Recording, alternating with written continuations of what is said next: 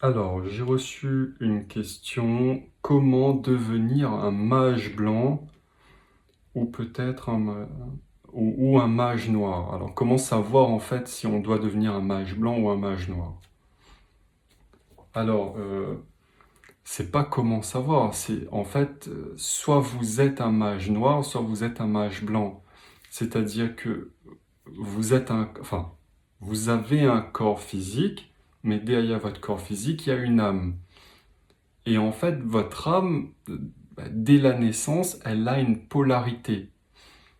Ça, il faut voir les enseignements de Hermès Trismégiste, qui décrit bien que les âmes ont une polarité.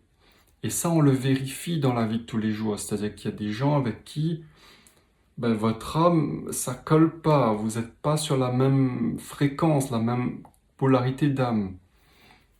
Et en vérité, il ne s'agit pas de devenir une âme à polarité lumineuse ou une âme à polarité maléfique. Vous êtes soit l'un, soit l'autre. Vous voyez?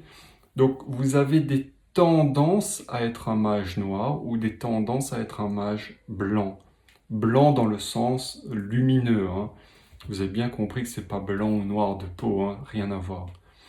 Donc, un mage blanc, c'est celui qui utilise la magie blanche, la magie de guérison. Donc guérison de l'esprit, guérison du corps énergétique. Et puis un mage noir, c'est celui qui utilise la magie noire. La magie noire dans le sens, magie noire c'est quoi? C'est quand on veut faire mourir. Donc mourir la conscience. Donc ce sont des gens qui vont vous empoisonner votre esprit. Comment? Eh bien avec des critiques, des jugements. Ils vont manipuler votre esprit avec du mensonge, de la corruption, de la pression psychologique. Ces gens qui font ça, ce sont des mages noirs. Après, vous avez aussi les mages noirs qui vont détruire votre énergie. Je suis sûr que vous en connaissez. Quand vous êtes en leur présence, quand vous partez, vous êtes rincé, vous êtes épuisé énergétiquement. Énergétiquement, dans l'invisible, les mages noirs vont pomper votre énergie, votre lumière, pour s'en nourrir. Donc en général, les mages noirs, ils adorent la compagnie humaine, les relations sociales, les groupes. Ils ne peuvent pas s'en passer, ils ont besoin de ça pour vivre.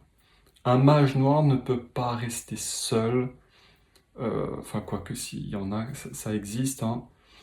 Mais en général, il a besoin de nourriture. Alors qu'un mage blanc, il peut très bien, d'ailleurs, il aime la solitude.